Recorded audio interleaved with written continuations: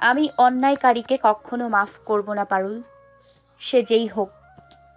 সামনে ফিরে চলে যায় নীলিমা। পারুল ছাদে রেলিং ধরে দূরে তাকিয়ে ফুপিয়ে কেঁদে উঠল। নীলিমা সিঁড়ি বেয়ে নামতেই ইখওয়ানের সাথে দেখা হয়। ইখওয়ান করে ভনিতা না করে বলল, আমার বউকে দেখছেন? এমন কথায় নীলিমার পিত্তি জ্বলে উঠল। দাঁতে দাঁত চিবিয়ে বলল, ছাদে গিয়ে দেখুন। হনহনিয়ে চলে যায় নীলিমা। ইখওয়ান বিদ্রুপ হেসে ছাদের উদ্দেশ্যে পা পারল। নীলিমা রাগ করে কক্ষে ঢুকল। ইকরাম বুঝতে পারল নীলিমার মন খারাপ। নীলিমা রেগে রেগে কাপড় গুছানো শুরু করলো। ইকরাম এগিয়ে আসে। কি হয়েছে বউ? মনে হচ্ছে রেগে আছো। আপনার ভাই দিনকে দিন খুব খারাপ হয়ে যাচ্ছে, ওনাকে বলবেন আমার সাথে যেন লাগতে না আসে। ইকরাম নীলিমার বাহু ধরে বলল, এভাবে রাগিও না, গাল দুটো লাল হয়ে আছে, মনে হচ্ছে হাত দিয়ে ছুলেই আঁচ লাগবে। মশকরা করবেন না, সরুন। সরিয়ে দেয় ইকরামকে। ইকরাম মুচকি এসে পিছন থেকে জড়িয়ে ধরে বলল, তুমি শুধু আমার কথায় রাখবে, আমার কথায় হাসবে, আমাকে নিয়ে অভিযোগ করবে, জ্যোৎস্না রাতে নিরিবিলিতে নির্জনে বেলকনিতে বসে তোমার সেসব অভিযোগ শুনবো। আমার ভালোবাসার মোহে সব অভিযোগ মুছে দেব। আমার বউ কেন অন্যের জন্য মন খারাপ করবে? ব্যাপারটা খুবই মন্দ নীলিমা। হয়েছে আপনার কথা বলা, এত বকবক না করে থাকতে পারেন না? হুম, একদম না। বউয়ের মাথা খাওয়ায় এক ধরনের আলাদা স্বাদ পাওয়া যায়। ইকরাম, ইকরাম কক্ষে আছো? হন্তদন্ত হয়ে কক্ষে প্রবেশ করল আরিফা। চোখে মুখে চিন্তার ছাপ, মনে হচ্ছে খুব ভয় আছে। ইকরাম নীলিমার দিকে এক পলক দেখল, সামনে এগিয়ে এসে বলল, কি হয়েছে? চাচিজান নাকি মহলে ফিরেননি? চাচিজান তো খুব কান্না করছে। হয়তো কোনো কাজে আটকা পড়েছে, ফিরে আসবে। কিন্তু ইকরাম, উনি নাকি রাতে কক্ষে এসেছিল, কি কাজ আছে বলে বের হয়েছিল। ব্যস্ত মানুষ, হয়তো কাজে আটকে গেছে। দয়া করে একটু আসবে ইকরাম, ওনাকে বোঝানো যাচ্ছে না। ঠিক আছে, আপনি যান, আমি আসছি। আরিফা চলে গেলেন। ইকরাম নীলিমার দিকে তাকিয়ে পড়ল। তোমার আবার কি হলো? কি চিন্তা করছো? নীলিমা হক চুকিয়ে গেল। না না না, কিছু না, চলুন আমিও যাই। ঠিক আছে, আসো। দেখো, এসব নিয়ে একদম চিন্তা করবে না, যা হবার হোক। মূল কথা, বাকি সব ধ্বংস হয়ে যাক, তুমি শুধু আমাদের নিয়ে ভাববে, কি এটাই বলবেন তাই তো? ইকরাম মুচকি হেসে বলল, আমার বউয়ের সুবুদ্ধি হয়েছে তাহলে। হয়েছে, এখন চলুন। রমেলা চৌধুরী আহাজারি করছে। পাশে বসে সামলিয়ে নিচ্ছে মনিকা। মনিকার পিছনে দাঁড়িয়ে আছে রোহিত। মাঝে মধ্যে ধমক দিচ্ছে, তবুও রমেলা থামছে না। লোকমান ইখওয়ান সামনে দাঁড়িয়ে ফিসফিস করে কথা বলছে। দেখ রুকমান, তোর আম্মার এমন আজারি দেখে মনে হচ্ছে কালই ওনাদের বিবাহ হয়েছে, স্বামীকে বনবাসে পাঠিয়ে দেওয়া হয়েছে, আর সেখানে বাঘে ভাল্লুকে তোর বাপরে ছিঁড়ে ছিঁড়ে খেয়েছে। দেখ, ফালতু কথা বলবি না, মাথা ঠিক নাই। বালের এক জ্বালায় বাঁচি না, আরেক কোন বালের জ্বালা মাথায় এসে জুটলো। এই দামরা পুরো কে রে খুঁজবো বল? গ্রামে নোটিশ ঝুলিয়ে দে, লিখবি আমার 65 বছরে বাবা হারিয়ে গেছে। কোনো সহায়বান ব্যক্তি যদি দেখে থাকেন তাহলে অতি শীঘ্রই মহলে ফিরিয়ে দিয়ে যাবেন। আমার কুমারী মায়ের অবস্থা খুবই নাজেহাল। ইখওয়ান ফিক করে হেসে ওঠে। লোকমান কটমট চোখে তাকায়। সেই মুহূর্তে ইকরাম কক্ষে ঢুকল। পিছন পিছন ঢুকলো নীলিমা ও পারুল। পারুল এসে ইখওয়ানের পাশে দাঁড়ালো। নীলিমা এগিয়ে গিয়ে দাঁড়ালো ইকরামের পিছনে। বেলা যখন আকাশের মধ্যাহ্নে, তখন শাহমুদ কক্ষ থেকে বের হয়ে আসলেন। অন্দরমহলে এসে শাহাবুদ্দিনকে ডাকতে থাকলেন। রমেলা কক্ষ থেকে বের হতে হতে কান্নার সুরে ইনিয়ে বিনিয়ে বললেন, উনি রাত্রে ফিরিনি ভাইজান, এত বেলা হয়ে গেল তবুও তো ফিরলেন না। শাহমুদ পিছন ফিরে তাকায়। কি বলেন? রাতে তো একসাথেই ফিরলাম, রাতে ফিরে নাই মানে? জি ভাইজান, কক্ষে তো এসেছিল, তারপর গুরুত্বপূর্ণ কাজের কথা বলে বেরিয়ে গেলেন, আর তো ফিরলেন না। শাহমুদ চিন্তিত হয়ে যায়। নীলিমা ও পারুলের কথা চিন্তা করতেই আটকে উঠলেন। পরক্ষণেই আরিফাকে ডেকে নিলেন। আরিফা রমেলাকে এক পলক দেখল, শাহমুদের দিকে তাকিয়ে বলল, জি আম্মাজান, কিছু বলবেন? ইখওয়ান মহলে আছে? না আব্বাজান। ইকবালের কি অবস্থা? খাওয়া দাওয়া ঠিক মতো করছে?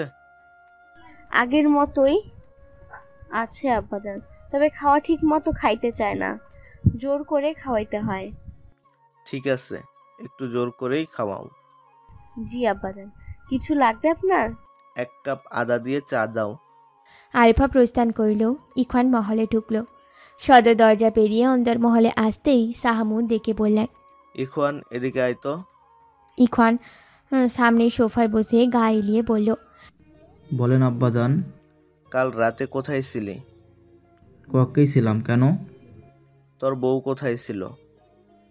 এ আবার কেমন প্রশ্ন আব্বাজান? আমি কক্ষে থাকলে আমার বউ আবার কোথায় থাকবে? অবশ্যই আমার সাথে ছিল, এক কক্ষে এক বিছানায় এক। থাক, বুঝতে পারছি। শুনলাম তোর বউ নাকি পোয়াতি। জি আব্বাজান, আর কিছু বলবেন? খুব ব্যস্ত দেখাচ্ছে। না আব্বাজান, ক্লান্ত লাগছে, একটু বিশ্রাম নেওয়ার খুব দরকার। ঠিক আছে, যা। ইখওয়ান বিরক্ত নিয়ে রামেলাকে এক পলক দেখল, তারপর রন্ধনশালায় এক পলক পারুলকে খুঁজে কক্ষের দিকে পা বাড়ল। মেঠো পথে ইকরাম স্কুল থেকে ফিরছেন, আশেপাশের জমিতে নজর বুলিয়ে পরখ করছেন। এবার জমির ফসল মাশাআল্লাহ ভালোই হয়েছে। হাসি মুখে মাঠে কাজ করা কৃষকদের দিকে একবার তাকালেন। সাহেব, আসসালামু আলাইকুম। ইকরাম পাশ ফিরে তাকায়। গ্রামের হারেস মিয়াকে দেখেই ইকরাম সালামের উত্তর দিয়ে বলল। কি ব্যাপার হারিস চাচা, আজ কাজে আসেননি? জি সাহেব, এসেছি। আপনাকে একটা কথা বলার ছিল সাহেব, অনুমতি দিলে বলতাম। নির্ভয়ে বলুন চাচা। আমি সেই দিন ওই উঁচু জঙ্গলে মোস্তাক সরকারের ছোট পোলাটারে। থামেন চাচা, আপনি কি আসামিকে দেখেছেন? জি সাহেব। ইকরাম গলা খাদে নামিয়ে বলল। মহিদুল কে বলেছেন? জি না সাহেব। ইকরাম ঢোক গিলে বলল। ঠিক আছে, আপনি সন্ধ্যার পর মহলে আসুন, আমি মোহিতকে ডেকে পাঠাচ্ছি, সবার সামনেই বলিয়েন। ঠিক আছে সাহেব, আসসালামু আলাইকুম। শুনুন চাচা। হারিস পিছন ফিরে বলল। জি সাহেব, বলুন। আগে কাউকে কিছু বলার দরকার নেই, সন্ধ্যার আগ পর্যন্ত নিজের মধ্যে রাখুন। জি সাহেব। হারিস মিয়া চলে গেলেন। ইকরাম হারিস মিয়ার যাওয়ার দিকে তাকিয়ে রইল। কোমরে এক হাত রেখে দুই আঙ্গুল দ্বারা গাল চুলকে কিছু ভাবল, তারপর আশেপাশে তাকিয়ে মহলের উদ্দেশ্যে রওনা দিল। মহিদ ও চাঁদনি ইকরামের জরুরি তলবে জমিদার নীলকুঞ্জের উদ্দেশ্যে রওনা দিয়েছে। চাঁদনি জোরাজুরিতে তারা মেঠো পথে হেঁটে হেঁটে এগোচ্ছে। চাঁদনি মহিদুলের এক বাহু ধরে হাঁটছে। চালাও চাঁদনি, সন্ধ্যা আসছে। কেন, তুমি ভয় পাচ্ছ নাকি? আমি ভয় পাবো কেন? আর কিসের ভয় পাবো শুনি? ভূত প্রেতে ভয় পাও না? আমাকে দেখলে ভূত প্রেত ভয় পায় জানি, আর আমি নাকি পাবো ভয়? আসলে সত্যি বলছো তো? তো কি মিথ্যা বলছি? ওটা কি? ও মা গো, ভূত!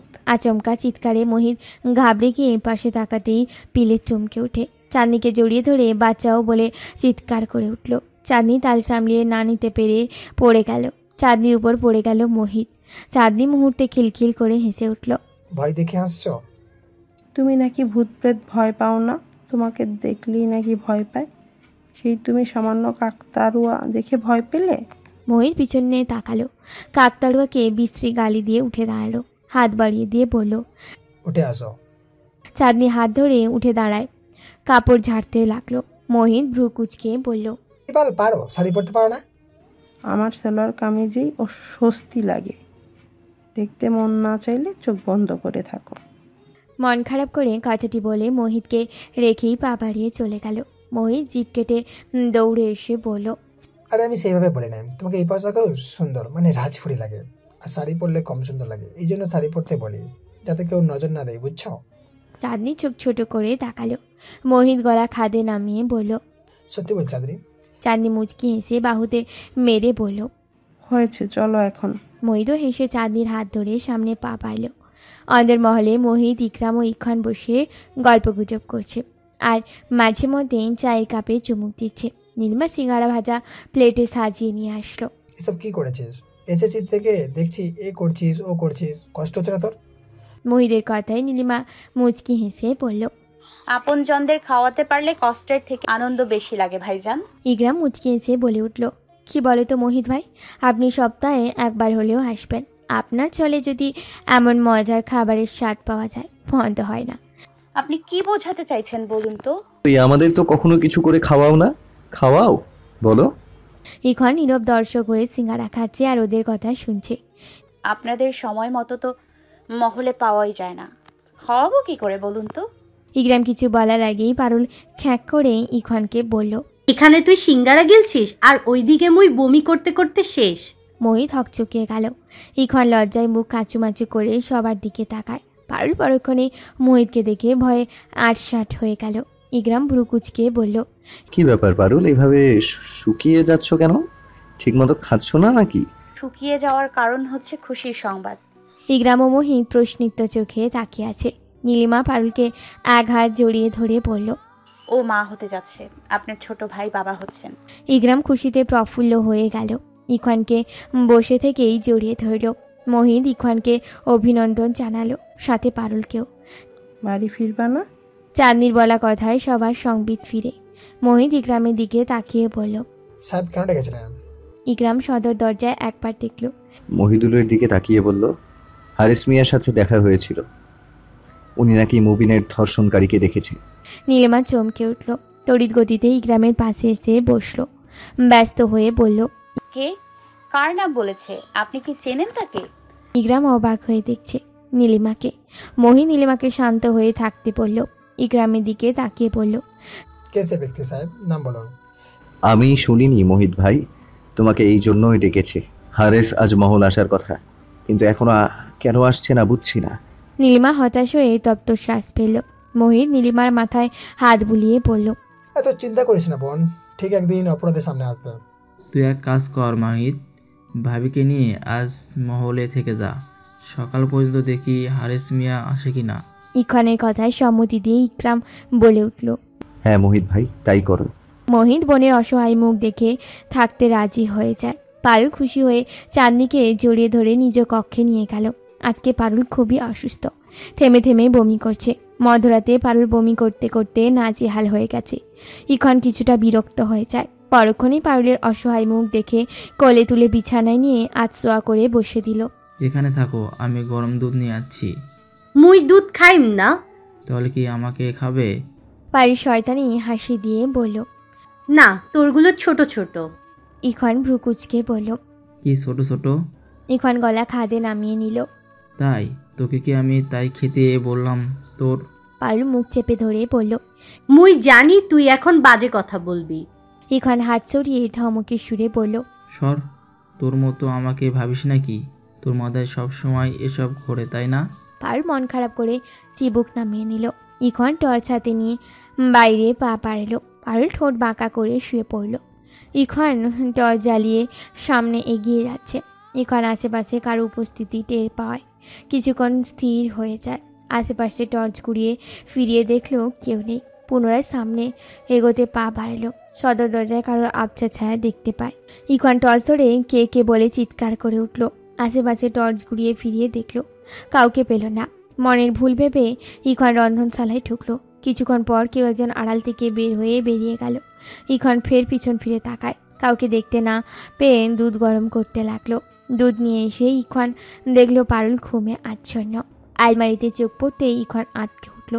দুধের গ্লাস টেবিলে রেখে আলমারির কাছে ছুটে আসলো। কিছু কাপড় নিচে এলোমেলোভাবে পড়ে আছে। ইখন চিন্তিত হয়ে কিছু খুঁজতে লাগলো। কাঙ্ক্ষিত জিনিসটি না পেয়ে ইখনের মেজাজ তুঙ্গে উঠল। আলমারিতে ঘুষি মারতে গিয়েও থেমে গেল। বিছানায় ঘুমিয়ে থাকা পারুলকে এক পলক দেখল। পরক্ষণে কপালে হাত ঠেকিয়ে সোফায় বসে পড়ল। দাঁত কিরমির করে সোফায় কয়েকবার ঘুষি দিল। বিড়বিড় করে নীলিমা আরেকবার মনিকাকে গালি দিতে থাকলো। কাকে রেখে কাকে সন্দেহ করবে ইখন বুঝতে পারছে না। বিরক্ত হয়ে সোফাতেই গা এলিয়ে চোখ বন্ধ করে নিল।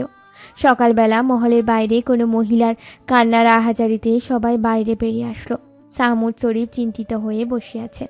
নীলিমা হন্তদন্ত হয়ে সেই মহিলাকে উদ্দেশ্য করে বলল, কি হয়েছে আপনার? কাঁদছেন কেন? ইকরাম পাশ থেকে বলে উঠল, কে আপনি?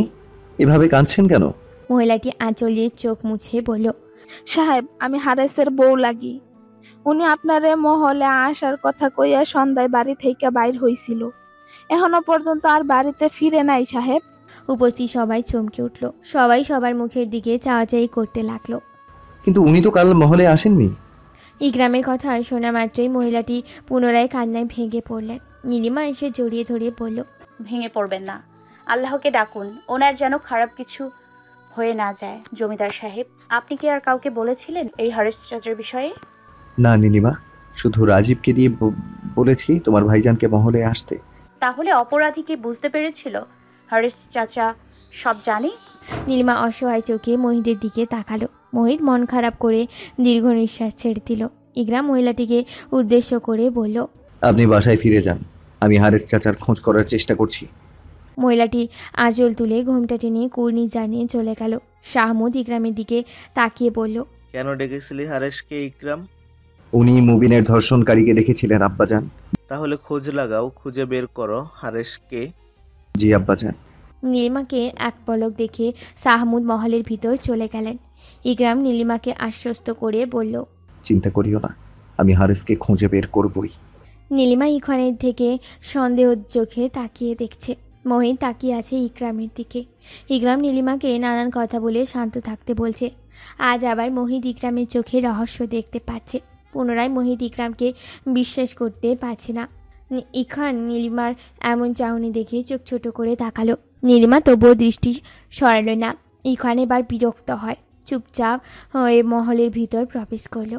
রাতের খাওয়া শেষ করে নীলিমা সব ধুয়ে মুছে গুছিয়ে রাখলো। এক পলক ঘড়ির দিকে নজর বুলিয়ে হাতের উল্টো দিকে কপালে ঘাম মুছে নিল। শীতের আমাজে শেষ হয়ে বসন্তের আগমন হয়েছে। মহল জুড়ে অন্ধকার। এই সময় প্রায় বিদ্যুৎ চলে যায়, যেন নিত্যদিনের কাজ। এই সময় বিদ্যুৎ চলে যেতেই হবে। চারপাশে শুনশান নীরবতা। নীলিমা হারিকেন হাতে কক্ষে ঢুকলো। গরমে অতিষ্ঠ হয়ে মাথার ঘোমটা ফেলে দিল। আঁচল দ্বারা কপালে ঘাম মুছিয়ে বারান্দায় পা রাখলো। কোথাও ইকরামকে দেখতে পাচ্ছে না নীলিমা। বারান্দা থেকে পিছন ফিরতে শাড়ি ভেদ করে উন্মুক্ত পেটে কেউ হাত রাখলো। নীলিমা স্পর্শ পেয়ে বুঝতে পারলো ইকরাম এসেছে। ইকরাম কাঁধে ঠোঁট ছুঁয়ে দিল। নীলিমা কিছু বলার আগেই ইকরাম বলে উঠল, আয়নায় নিজেকে কিভাবে দেখো নীলিমা? নীলিমা চমকে উঠে বলল, কি সব বলছেন, মাথা ঠিক আছে? ইকরাম গলা খাদে নামিয়ে নেয়, ফিস ফিস করে বলল, না ঠিক নেই। প্রতিনিয়ত তোমার এমন মনোমুগ্ধকর রূপে আমি পাগল হয়ে যাচ্ছি বউ। তোমার চোখে আমি আমার সর্বনাশ দেখতে পাচ্ছি। বলতে গেলে তোমার চোখ দেখে আমার সর্বনাশ হয়ে গেছে। গোল লাগা কণ্ঠ শুনে নীলিমার অদ্ভুত অনুভূতি হচ্ছে। হঠাৎ মনের আঙ্গিনায় ডানা মেলে উঠছে রঙিন প্রজাপতি। আজ নতুন করে সব কিছু পেতে লোভ হচ্ছে নীলিমার। শরীরের ভাঁজে ভাঁজে শীতল শিহরণ বয়ে চলেছে। কবি হয়ে গেলেন কবে, আর কি শুরু করেছেন বলেন তো? ইকরাম মৃদু হেসে উঠল, কানে লতিতে কামড় বসিয়ে দিল। নীলিমার মৃদু শব্দে আহ করে উঠল। পুনরায় ইকরাম কানে লতিতে ঠোঁট ছুঁয়ে গান শুরু করিল। গানের মাঝে নীলিমাকে কোলে তুলে নেয় ইকরাম, বিছানায় শুয়ে দেয়, পাঞ্জাবি কোলে একপাশে রাখে। হারিকেনের আলো মৃদু করে নীলিমার বুকে শুয়ে পড়ে। ইকরামের চাওয়া বুঝতে পেরে দুহাতে আঁকড়ে নিল নীলিমা। মেতে উঠলেন নিত্য নতুন ছন্দে। নিত্য চেনা ছোঁয়ায় কেঁপে কেঁপে উঠতে লাগলো নীলিমা। চাদরে জড়িয়ে বুকে নিয়ে মাথায় হাত বুলিয়ে দিচ্ছে ইকরাম। পরম শান্তিতে চোখ বুজে নিঃশ্বাস নিচ্ছে নীলিমা।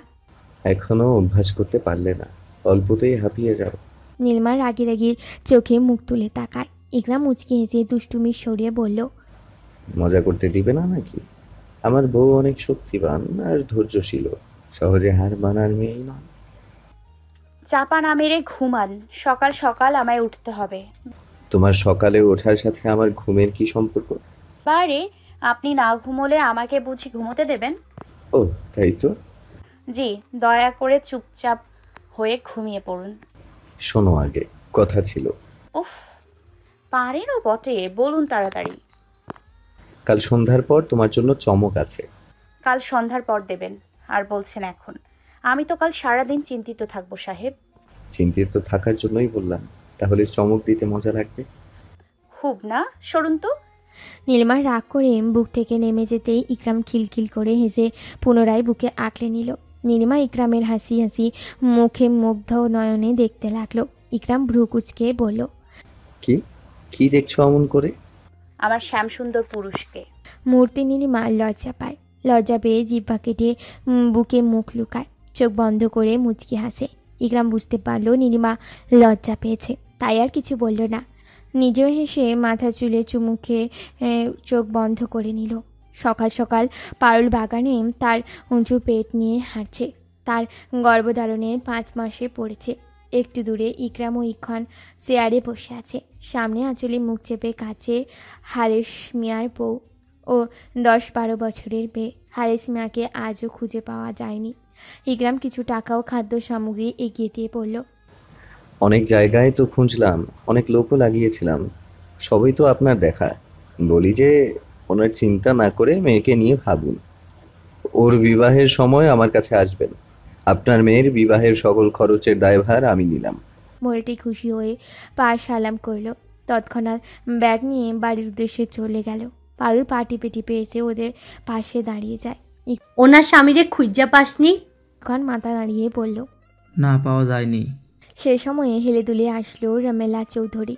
কিছুটা শোক কাটিয়ে উঠেছে, তবে মাঝে মধ্যে কান্না শুরু করলো, আর থামে না। ও ছোট বউ, কম করে খাও। 5 মাসেই দেখছি পেট যা বড় করেছ। বাচ্চা প্রসবকালীন সময়ে ব্যথা পাবে, বাচ্চাও কষ্ট পাইতে পারে, বুঝেছ? কম করে খাও। রামেলার কথায় ওরা তিনজনই চটে গেল। পারুল বলে উঠল, মুই কি তোর ভাগেরটা খাও নাকি ইখওয়ান সাহেবের ভাগেরটা খাও? মুই এতদিন যা খাইয়া আসছো তাই খাও। এতে যদি পেট উঁচু বেশি হয় মোর কি দোষ? ঠিক আছে পারুল, এভাবে চেঁচিও না। তুমি মহলের ভেতরে যাও। ইকরামের কথায় পারুল চিবুক নামিয়ে মহলের ভিতর যাওয়ার জন্য পা বাড়ালো। রামেলা ফের বলে উঠল, মাইয়া তো নয়, মুম্বাই মরিচ, কথা বলাই যায় না। পারুল কটমট চোখে পিছন ফিরে তাকায়। ইখন চোখ গরম করে ইশারায় মহলের ভিতরে যেতে বলল। পারুল একা বিড়বিড় করে মহলের ভিতরে গেল। ইখন গলা খাঁকারি দিয়ে বলল, আপনি বা কম কিসে? আমার আম্মাকে তো কম জ্বালাননি, চাচাজানকেও জ্বালিয়ে তবেই মারলেন। ইখওয়ান, কি হচ্ছে এসব? উনি গুরুজন হয় তোমার। বালের গুরুজন, ধুর, সকালে শুরুতেই দিনটা নষ্ট করে দিল। হর্ন নিয়ে চলে যায় ইখন। ইকরাম রমেলাকে মন খারাপ করতে না বলে নাকাস্বরে কান্না করে চলে যায়। ইকরাম 2 আঙুল দ্বারা কপাল ঘষল, চেয়ারে গা এলিয়ে দিয়ে চোখ বন্ধ করে নিল। কিছুক্ষণ পর নীলিমা চা নিয়ে এসে গলা খাঁকারি দিল। ইকরাম চোখ বন্ধ করেই বলল, চা নিয়ে এসেছো নীলিমা? এনেছি। রাখো টেবিলে, বসো একটু। বসার সময় নেই মহারাজ, কাজ আছে আমার। ইকরাম চোখ মেলে তাকায়। নীলিমার হাত ধরে বসিয়ে দিয়ে বলে, মহলে কি লোকের অভাব পড়লো? তোমাকেই সব কাজ করতে হবে? মনিকা ভাবি অসুস্থ। আরিফা ভাবি? আমি কি কারো কথা জিজ্ঞেস করেছি? সবার নামে বিশ্লেষণ শুরু করে দিলে। রেগে যাচ্ছেন কেন? খারাপ কি বললাম? রেগে যায়নি বউ, আমাদেরকে নিয়ে গল্প করো বা বাকি সব ধ্বংস হয়ে যাক। নীলিমার কথা শুনে ইকরাম হেসে বলল, আর যেমন চমক দিব সারা জীবন মনে থাকবে। সন্ধ্যার পর দেখব। কি চমক দিচ্ছেন? চা ঠান্ডা হয়ে যাচ্ছে, খেয়ে নিন, আমি আসছি। নীলিমা উঠে পুনরায় ঘুমটা টেনে নিয়ে চলে গেল। ইকরাম চায়ের কাপ নিয়ে চুমুক দিয়ে চেঁচিয়ে পড়ল, সন্ধ্যার আগে কাজ শেষ করে রাখবা। আমরা কিন্তু সন্ধ্যার পর পরই বের হব। নীলিমা পিছন ফিরে তাকালো, মুচকি এসে ঠিক আছে বলে সামনে এগোলো।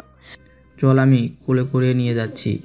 ইখনের কথায় পারুল কিঞ্চিত রেগে বলল, একদম না, মুই হেঁটেই যাইতে পারি। ঠিক আছে, আমার হাত ধর। পারুল ইখনের হাত ধরে উঠে দাঁড়াল। নীলিমা মহলে ঢুকে রন্ধনশালায় যাওয়ার জন্য পা বাড়ল।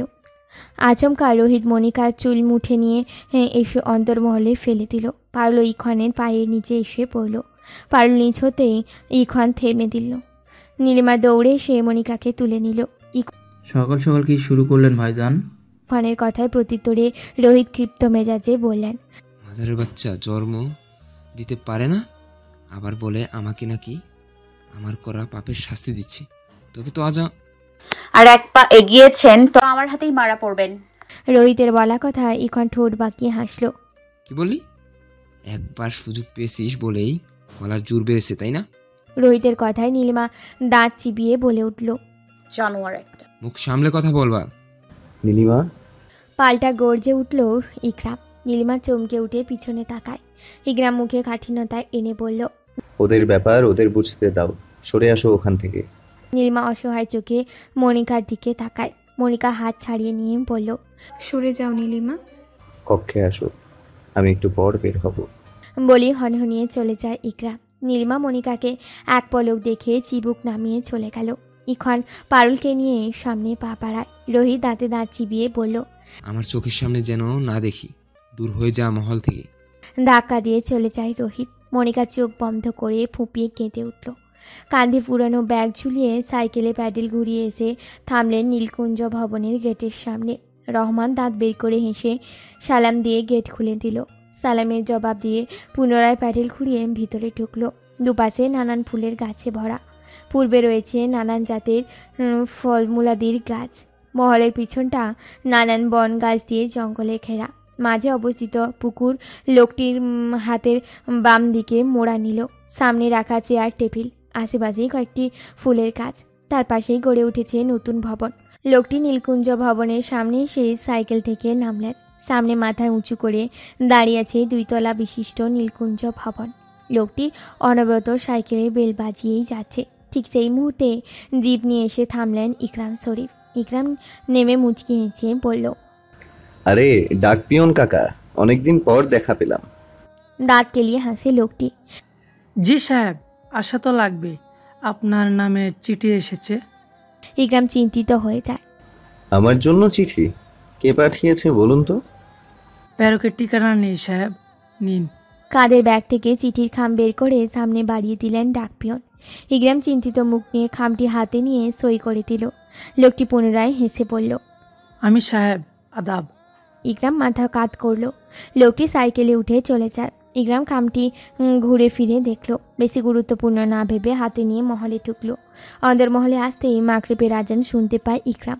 মুচকি এসে পুনরায় সামনে পা বাড়িয়ে কক্ষের দিকে গেল। নীলিমা শুয়ে আছে। চিঠিখানা টেবিলে রেখে চিন্তিত হয়ে এগিয়ে গেল। নীলিমার কপালে হাত ঠেকিয়ে বলল, তোমার শরীর খারাপ করেছে? হাতের স্পর্শ পেয়ে নীলিমার চোখ মেলে তাকায়। মুচকি হেসে উঠে বসে। প্রফুল্ল হয়ে বলল, আপনার জন্য সুখবর আছে সাহেব।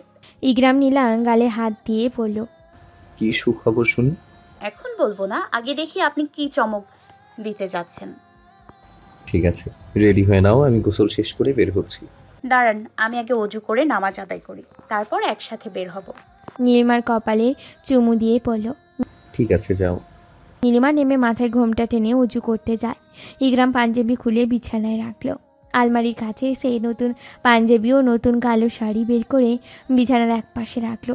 নীলিমা বের হয়ে ইকরামের তাকিয়ে মুচকি হাসি দিল।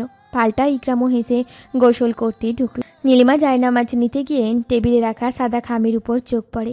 কি যেন মনে করে খামটা হাতে নিল। ঘুরিয়ে ফিরিয়ে দেখে রাখতে গিয়ে পুনরায় হাতে তুলে নিল। গোসল ঘরের দিকে একবার উঁকি দিয়ে খাম ছিঁড়ে বের করল। 4 ভাঁজে চিঠিটা খুলে মেলে ধরল সামনে। পুনরায় আশেপাশে তাকিয়ে চিঠিতে চোখ রাখল। কয়েক সেকেন্ড সময় পর নীলিমার হাসি মুখ ধীরে ধীরে মলিন হয়ে আসলো। নীলিমার হাত কাঁপছে, পুরো শরীর অবশ হয়ে আসছে। নীলিমা বারবার ঢোক গিলছে। যত সময় যাচ্ছে ততই নীলিমা জোরে জোরে নিঃশ্বাস নিচ্ছে। ঘামতে শুরু করলো নীলিমা। চোখ বন্ধ করে পুনরায় চিঠিতে চোখ রাখলো। মুহূর্তেই নীলিমার চোখে পানি এসে ভিড় জমালো। চোখের কার্নিস বেয়ে পানি গড়িয়ে পড়তে লাগলো। ইকরাম মাথা মুছতে মুছতে বের হয়ে আসলো। নীলিমাকে দাঁড়িয়ে থাকতে দেখে বলল, নামাজ পড়া হলো তোমার? কি করছো নীলিমা দাঁড়িয়ে দাঁড়িয়ে? এদিকে এসো, দেখো তোমার জন্য নতুন কালো মসলিন শাড়ি এনেছি। ইকরাম নীলিমার কোনো সারা শব্দ পেল না। চিন্তিত হয়ে এগিয়ে আসলো। নীলিমার 2 কাঁধে হাত রেখে বলল, কি করছো? চিঠি পড়তে তো পারো না, কি দেখছো অমন করে? এমনভাবে তাকিয়ে আছো যেন কারো ছবি দেখছো। নীলিমা চোখ বন্ধ করে নিল। চিঠি হাতের মুঠোয় নিয়ে ইকরামের হাত ঝটকা দিয়ে বলল, ছবেন না আমায়, দূরে থাকুন। ইকরাম বাকরুদ্ধ হয়ে যায়। অবাক হয়ে বলল, কাঁদছো কেন নীলিমা? কি হয়েছে বউ? নীলিমা জোরে জোরে নিঃশ্বাস নিচ্ছে আর কাঁদছে। ইকরাম পুনরায় এগিয়ে আসতেই নীলিমা বলে উঠল, মনিকা ভাবি আপনার প্রাক্তন ছিল। ইকরামের পা থেমে যায়। মুহূর্তে অজানা ভয়ে বুকের ভিতর চিনচিন করে ব্যথা উঠল। অবাক হয়ে ইকরাম বলল, মানে? চেঁচিয়ে উঠল নীলিমা। মানে জানেন না? মনিকা ভাবি আপনার প্রাক্তন ছিল সাহেব।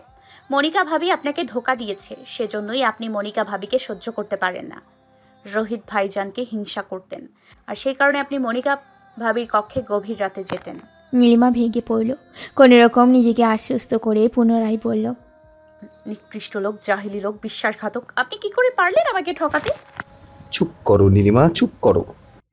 ইকরাম চেঁচিয়ে উঠলেন। তিনিও জোরে জোরে নিঃশ্বাস নিতে থাকলেন। করবো ঠকবাজ পুরুষ, ছি! আপনি মনিকা আর আরিফা ভাবির সাথে শারীরিক সম্পর্কে মেতে উঠেছিলেন। আরিফা ভাবির বোনকে আপনারা নষ্ট করে মেরে ফেলেছেন। আপনি এত খারাপ ইকরাম শরীফ। উপরে ভালো মানুষই দেখালেন। কত কত নারী ছুঁয়ে এসে আমাকে ছুঁয়েছেন বলুন, জবাব দিন। ইকরাম এগিয়ে আসে। নীলিমা, আল্লাহর দোহাই লাগে, চুপ করো, চুপ করো বউ। খবরদার আমাকে ছোঁয়ার চেষ্টা করবেন না, আর ওই পাপিষ্ট মুখে আমাকে বউ বলে ডাকবেন না, আমার নাম উচ্চারণ করবেন না আপনি। পুনরায় ইকরাম এগিয়ে আসতেই নীলিমা বাধা দিল। ইকরাম টলমল চোখ নিয়ে অবাক হয়ে নীলিমার দিকে তাকিয়ে রইল। নীলিমা ঘৃণার চোখে তাকিয়ে আছে। আমাকে অতিষ্ঠ লাগছে সাহেব। এই শরীর আপনি কতবার ছুঁয়ে খেয়েছেন, ছি, গা গুলিয়ে উঠছে আমার। আপনার মতো খারাপ লোক আমার স্বামী ভাবতে ঘৃণা লাগছে। নীলিমা এগিয়ে আসলো। এই এই আপনি আর কত নারীকে ছুঁয়েছেন বলুন তো? আপনার বিবেকে বাঁধেনি মায়ের সমতুল্য ভাবিদের সাথে শারীরিক সম্পর্ক স্থাপন করতে?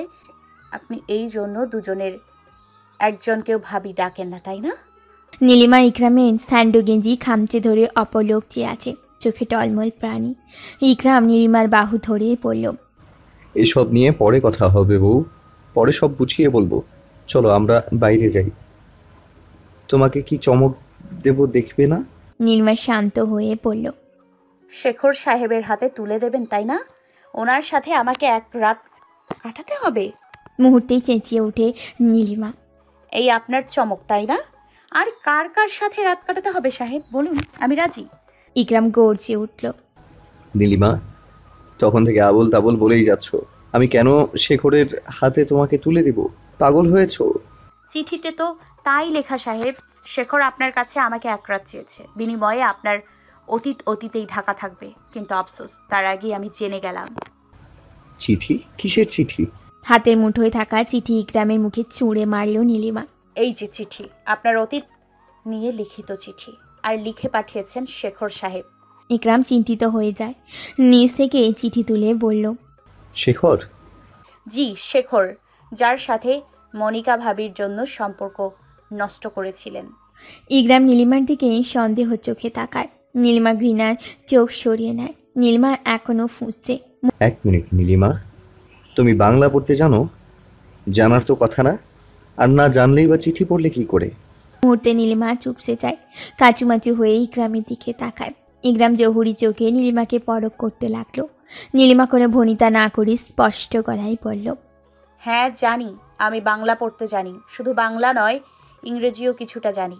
ইকরাম অবাকের চরম পর্যায়ে চলে যায়। ইকরামের দিকে তাকায় নীলিমা। কি শাস্তি দেবেন সাহেব? আমি বাংলা জানার অপরাধে কি শাস্তি দেবেন? ফাঁসি দেবেন, নাকি ঘাট থেকে মাথা আলাদা করবেন, নাকি গ্রাম থেকে বিতাড়িত করবেন? ইকরাম এগিয়ে এসে নীলিমার মুখ চেপে ধরে বলল, চুপ কর বউ, চুপ কর, কেউ শুনে ফেলবে।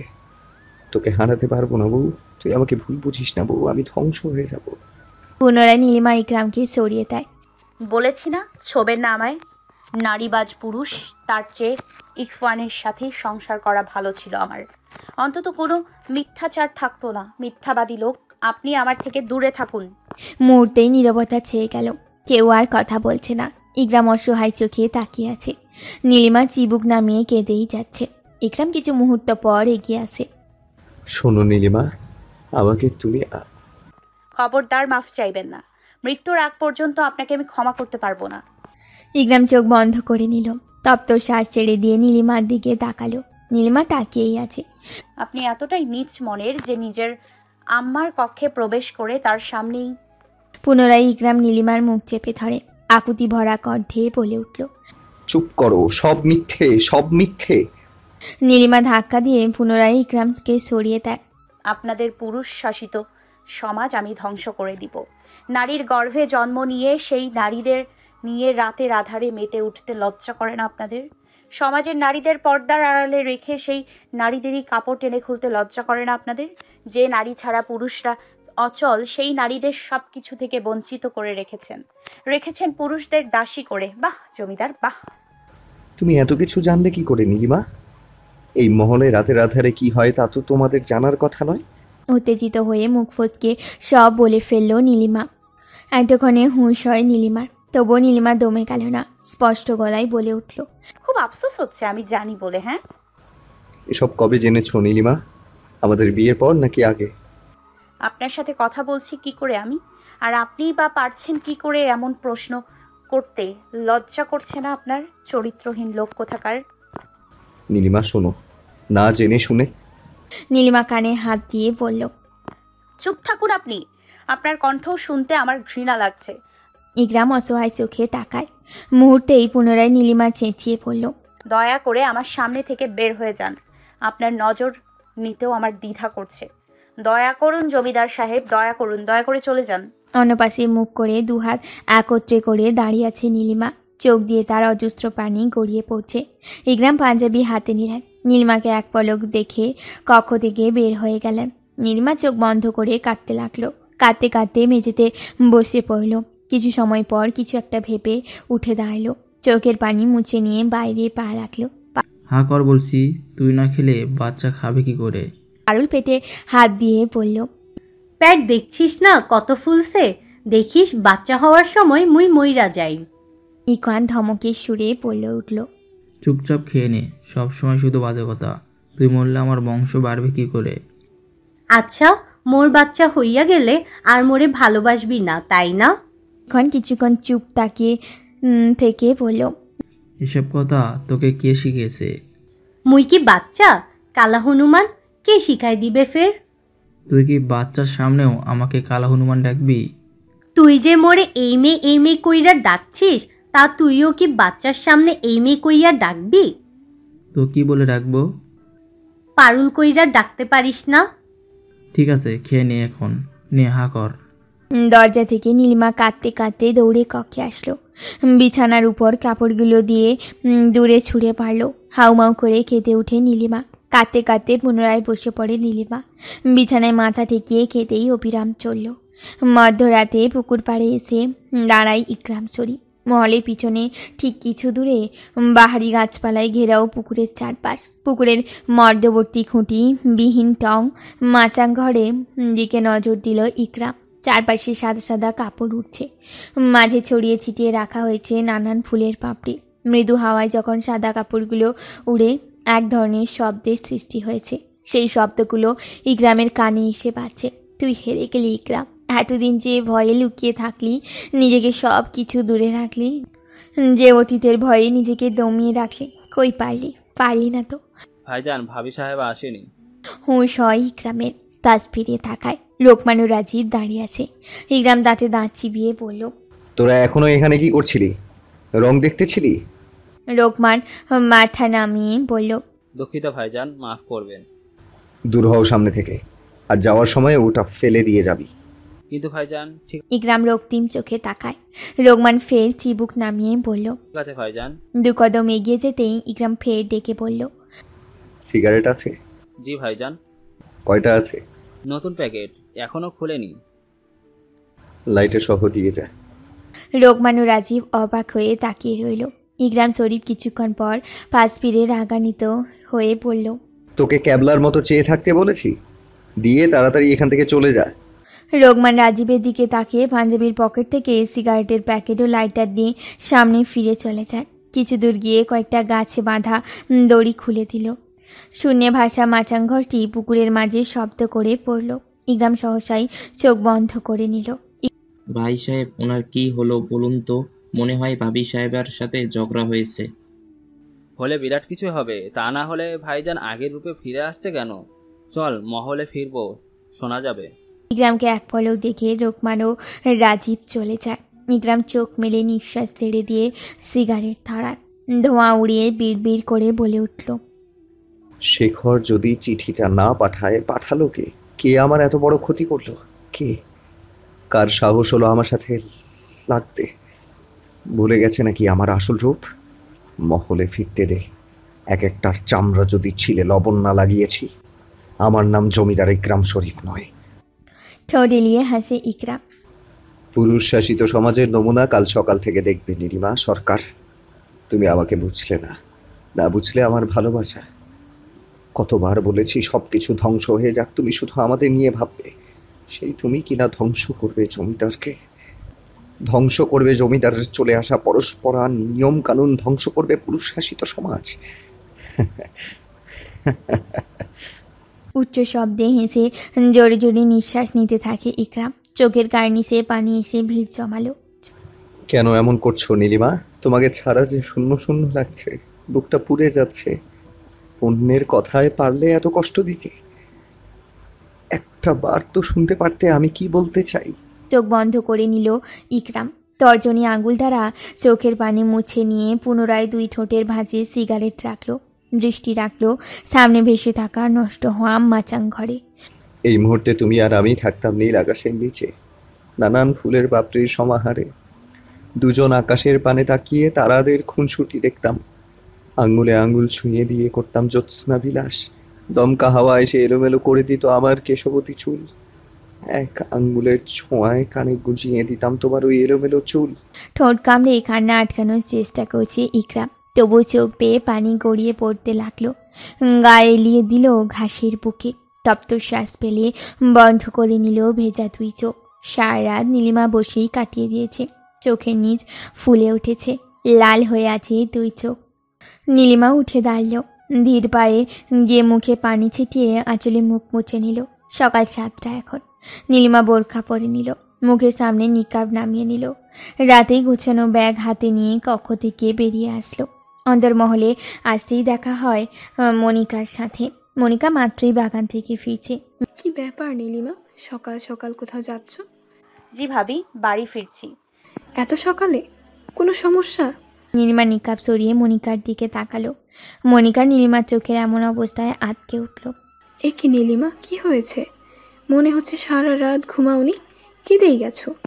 তেমন কিছু না ভাবি, ইকরাম সাহেবকে জানিয়ে দেবেন আমি বাড়ি ফিরে গিয়েছি। মনিকা চিন্তিত হয়ে বলল। ইকরাম ঘুম থেকে ওঠেনি? উনি মহলে নেই, রাতে ফিরেনি। বলেই সামনে পা বাড়ায় নীলিমা। পিছনে এসে দাঁড়িয়ে পড়ে রোকমান ও রাজীব। ওরা দুজনের দিকে তাকিয়ে নীলিমার পিছন পিছন ছুটল। মনিকা ছুটল আরিফাকে খবর দিতে। নীলিমা সদর দরজা পেরিয়ে বাইরে পা রাখল। পিছন ফিরে একবার মহলে নজর বুলিয়ে দেখল পিছনে দাঁড়িয়ে থাকা রোকমান ও রাজীবকে এক পলক দেখল। সামনে ফিরে নিকাব নামিয়ে দিয়ে পুনরায় পা বাড়িয়ে দিল। ভাবিজান, বলছিলাম যে গাড়িতে করে দিয়ে আসবো। রোকমান কথায় ফের দাঁড়িয়ে পড়ে নীলিমা। পিছন ফিরে বলল, কোনো পাপিষ্ট লোকের গাড়িতে উঠে নিজেকে আর নোংরা করতে চাই না, হেঁটেই যেতে পারবো। রোকমান মিনমিন করে বলল, তাহলে ঘোড়ার গাড়িতে উঠো। দরকার নেই। সামনে ফিরে দুকদম এগিয়ে যায় নীলিমা। দাঁড়াও। চেনা পুরুষালী কণ্ঠ শুনে নীলিমা দাঁড়িয়ে পড়ল, কিন্তু সামন ফিরে তাকালো। জমিদার মহলের বউয়েরা স্বামীর হুকুম ছাড়া বাইরে পা রাখা তো দূর, এক গ্লাস পানিও মুখে তুলতে পারে না। নাটক ছেড়ে কক্ষে ফিরে এসো, আমি অপেক্ষা করছি। ইকরাম মহলের ভিতরে পা রাখতে নীলিমা সামনে ফিরে বলে উঠল, আমি আপনার দাসী নই যে হুকুম করলেন আর আমি মাথা নত করে মেনে নিলাম। ইকরাম পা থামিয়ে দিয়ে সামনে তাকালো। মুহূর্তে নীলিমার বুক কেঁপে উঠল। এক রাতেই চেহারায় কি নাজেহাল অবস্থা করেছে, সারা মুখ হাজারো মশার কামড়। দাসী হতে যাবে কেন? পুরুষ শাসিত সমাজে নারীরা ঠিক এইভাবেই চলে, তুমিও চলবে। আরিফা, ইখান ও মনিকা পেরিয়ে আসলো। আরিফা দৌড়ে নীলিমার পাশে এসে দাঁড়ালো। পারুল ধীর পায়ে এগিয়ে আসতে লাগলো নীলিমার কাছে। কি হয়েছে বোন, কোথায় আছো? কিছু না ভাবি, শুধু ওনাকে জানিয়ে দিন ওনার মতো নিকৃষ্ট মানুষের সাথে এক কক্ষে এক বিছানায় থাকতে পারবো না আমি। ইকরাম ফিচলে হাসলো। বিয়ে যেহেতু করেই ফেলেছো, এক বিছানায় কেন, আমার বুকেও শুয়ে থাকতে হবে আমি চাইলে। আরিফা ইকরামকে এক পলক দেখে পুনরায় নীলিমার দিকে তাকিয়ে পড়ল। স্বামী স্ত্রীর মাঝে অনেক কিছু হয়ে থাকে নীলিমা, মীমাংসা করে নিতে হয়, এভাবে চলে যেতে হয় না। নীলিমা নিকাব চড়িয়ে অসহায় চোখে তাকিয়ে বলল, মীমাংসা হওয়ার নয় ভাবি, মীমাংসা কখনোই হবে না। এতক্ষণে পারুল এসে দাঁড়িয়ে পড়ল। স্বামীর সংসার ছেড়ে যেতে নেই বুবু।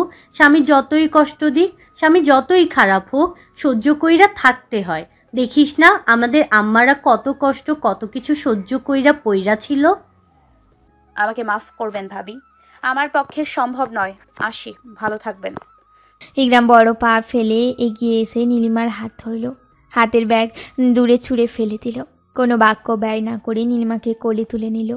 মুহূর্তে নীলিমা চেঁচামেচি শুরু করলো, ছাড়ুন আমায়, জাহিলি লোক, নামান বলছি আমায়।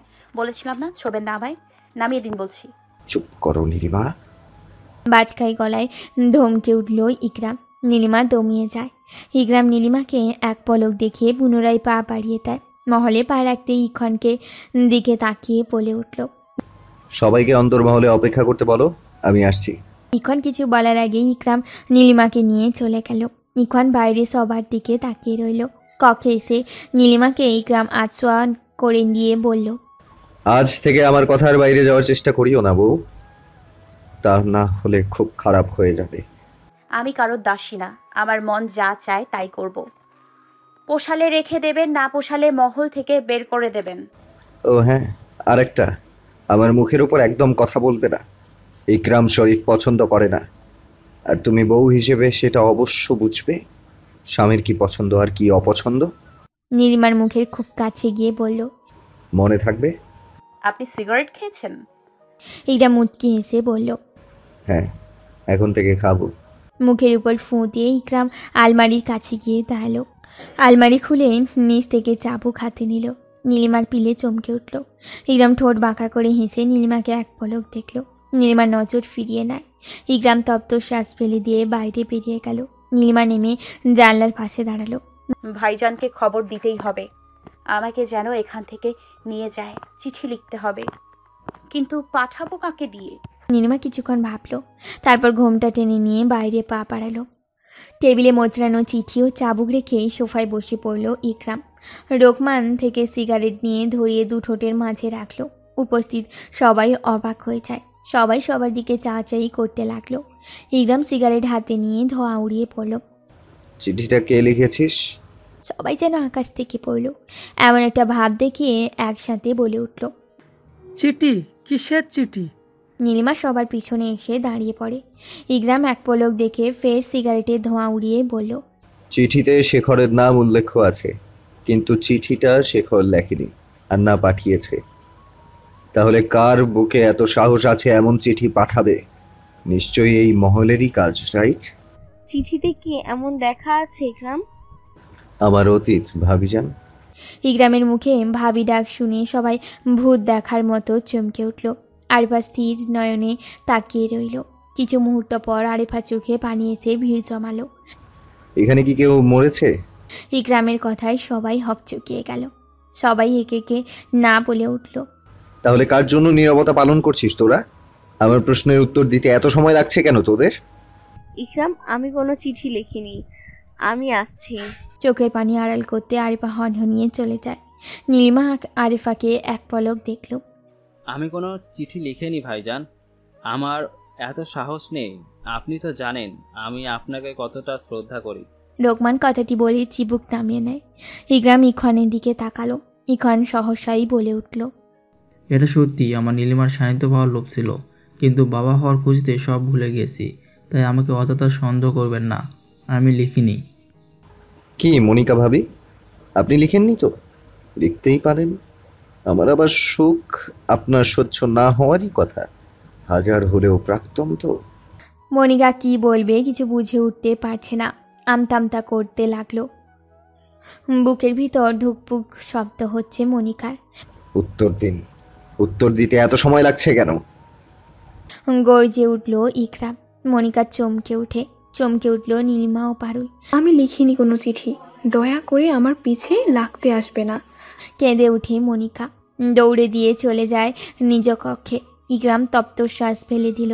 চিঠিটা হাতে নিয়ে ইখওয়ানের দিকে বাড়িয়ে দিয়ে বলল, খোঁজ লাগা, কার এমন সাহস হলো ইকরাম শরীফের পেছনে লাগলো? ইখওয়ান চিঠিটা হাতে নিল। ইকরাম রোকমানের দিকে তাকিয়ে বলল, কথায় কথায় মেয়েদের মতো চিবুক নামাবি না বেয়াদব। মাঠে যায়, গিয়ে দেখ কেউ কাজে ফাঁকি দিচ্ছে নাকি, আর কাজে যে আসবে না নাম লিস্ট করে আমাকে দেখাবি। জি ভাইজান। রোকমান পা বাড়িয়ে দেয়। রাজীব পিছনে যেতেই ইকরাম বলে উঠল, এই তোকে যেতে বলেছি। রাজীব মাথা নাড়িয়ে না বুঝিয়ে দাঁড়িয়ে পড়ল। ইখওয়ান পারুলকে নিয়ে কক্ষের দিকে পা বাড়িয়ে চলে গেল। নীলিমা চলে যেতেই ইকরাম ডেকে ওঠে, শোনো বউ। শান্ত গলার স্বর। নীলিমা না চাইতেও এগিয়ে আসে। ইকরাম রাজীবের দিকে তাকিয়ে বলল, রাজীব? রাজীব ভয়ে চোটে বলে উঠল, আমি কোনো চিঠি লেখি নাই ভাইজান। ইকরাম ভ্রু কুচকে বলল, তোকে কিছু জিজ্ঞেস করেছি? না ভাই সাহেব। জমিদার সাহেব বল। না জমিদার সাহেব। বিয়ে তো করিসনি, বিয়ে করার আগে শিখে নে কিভাবে বউ পালতে হয়। গলা শেষে নীলিমার দিকে তাকায় ইকরাম। মাথায় এপাশ ওপাশ করে বলল, চুল টেনে দাও তো, খুব মাথা ব্যথা করছে। নীলিমা চলে যেতেই ইকরাম পুনরায় বলে উঠল, ঘাড় ধরে যখন টেনে আনবো তখন কি খুব ভালো লাগবে? নীলিমা পিছন ফিরে তাকালো। মুহূর্তে ইকরাম মুচকি হেসে বলল, আসো বউ, স্বামীর ওপর দয়া করো। নীলিমা এগিয়ে গিয়ে পিছনে দাঁড়ালো, দাঁতে দাঁত চিবিয়ে মাথার চুল টানতে লাগলো। আশ্চর্য, মারবা নাকি আমায়? এত জোরে চুল টানে কেউ? আস্তে টানো বউ। রাজীব বোকার মতো একবার নীলিমাকে দেখছে তো আর একবার ইকরামকে দেখছে। রাজীব। জি জমিদার সাহেব। পা টিপে দে তো আমার। পা দুটো টেবিলে রাখলো ইকরাম, পুনরায় সিগারেট ধরিয়ে দুটোতে মাঝে রাখলো নীলিমা।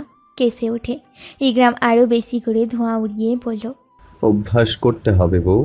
বাইরে থেকে আসার সাহামুদ কিঞ্চিত অবাক হয়ে যায় এমন দৃশ্য দেখে। কোনো ভাবান্তর না করেই বলে উঠল, কে? ইকরাম সিগারেটে আঙুলের ফাঁকে নিয়ে বলল, কি আশ্চর্য আব্বাজান, নিজের ছেলেকেই চিনতে পারছেন না? তুই আবার সিগারেট খাওয়া শুরু করছিস? আগে বলো দেখতে কেমন লাগছে। সামুদ কিছু বললেন না। নীলিমাকে এক পলক দেখে নিজ কক্ষে চলে গেল।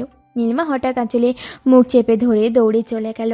ইকরাম হাতে সিগারেট ফেলে দিয়ে রাজীবকে উদ্দেশ্য করে বলল, নারীজাত বড়ই অদ্ভুত রে রাজীব। ঘরের লোককে ভুল বুঝতে পারছে, কিন্তু একটা বারও ভুল যে কার সেটা বলার সময় দিচ্ছে না। চলে যা, দেখ রোকমান কি করছে। রাজীব আর দাঁড়ালো না, সালাম দিয়ে চলে যায়। ইকরাম বিড়বিড় করে বলল, আমিও দেখবো তুমি কতদূর পর্যন্ত এগোতে পারো নীলিমা। আজ থেকে আমি তোমার নায়ক, আমি তোমার ভিলেন। বিকালে নীলিমা চোখ বন্ধ করে শুয়ে আছে, চোখের কার্নিশ দিয়ে পানি গড়িয়ে পড়ছে। ইকরাম মনমরা হয়ে কক্ষে ঢুকলো। মুহূর্তে ইকরাম শয়তানি হাসি দিয়ে ব্যস্ত হয়ে বলল, বউ, ও বউ, বউ গো। এগিয়ে গিয়ে নীলিমার দুই বাহু ধরে তুলে বসালো। নীলিমা আচমকা চমকে উঠল, চোখ মেলে সামনে ইকরামকে দেখতেই ঝটকা দিয়ে সরিয়ে দিল। ইকরাম পুনরায় বলে উঠল, কি হয়েছে ময়না? আমার বউ তো শুয়ে থাকার মানুষ না। সোনা, আমাকে বলো তো কি হয়েছে। নীলিমা দাঁতে দাঁত চিবিয়ে অন্য পাশে তাকালো। তোমার ঠিক কতগুলো স্বামী আছে নীলিমা? নীলিমা চোখ বড় বড় করে ইকরামের দিকে তাকালো। ইকরাম কিছুক্ষণ তাকিয়ে থাকার পর ঠোঁট এলিয়ে হেসে বলল, কি দেখছো এমন করে? আমার লজ্জা করে না বুঝি? নীলিমা ইকরামের চালাকি বুঝতে পারল, পুনরায় চোখ অন্য পাশে নিয়ে বলল, অসভ্য লোক। ইকরাম নীলিমার গালে চুমু দিয়ে তড়িৎ গতিতে গোসল ঘরে গিয়ে ঢুকলো। নীলিমা গালে হাত দিয়ে চোখ গরম করে তাকিয়ে রইল। ইকরাম গোসল শেষ করে বের হয়ে আসলো। এসে দেখলো নীলিমা পুনরায় চোখ বন্ধ করে শুয়ে আছে। ইকরাম এগিয়ে আসে, পলকহীন চোখে তাকিয়ে দেখছে নীলিমাকে। কিছু মুহূর্ত পর ইকরাম বিড়বিড় করে বলল, তোমার এই কঠিন রূপ মেনে নিতে পারছি না নীলিমা। পারছি তোমার সামনে কঠিন হতে। কেন বলো তো? ভালোবাসি তো, হ্যাঁ ভালোবাসি, অনেক ভালোবাসি নীলিমা। বুঝলে না, একটু বুঝলে না আমায়। কাঁদো কাঁদো চোখ নিয়ে বারান্দায় গিয়ে বেতের সোফায় বসে গা এলিয়ে দিল ইকরাম। চোখ বন্ধ করে তপ্ত শ্বাস ছেড়ে দিল। ইকরাম ঘুম থেকে উঠে ফ্রেশ হয়ে বাইরে বের হয়। নীলিমা হয়তো অনেক আগেই উঠেছে। পাঞ্জাবির হাতা গুছিয়ে নিতে নিতে এগিয়ে যাচ্ছে ইকরাম। অন্দরমহলে এসে দেখলো ইখন পারুলকে তুলে খাওয়ানোর চেষ্টা করছে। ইকরাম গলায় গম্ভীর জয় নিয়ে ধমক দিয়ে পড়ল, এই। পারুল চমকে উঠল। ইখন কাঁচুমাচু হয়ে ইকরামের দিকে তাকালো। পুরুষ হয়ে সবসময় বউয়ের আঁচলের তলে থাকিস, লজ্জা করে না তোর? তুই তো পুরুষ শাসিত সমাজে কলঙ্ক লাগিয়ে দিচ্ছিস ভাই। ইকরাম ভ্রুকুচকে তাকায়। ইকরাম পুনরায় ধমক দিয়ে বলল, এখনো বসে আছিস যে?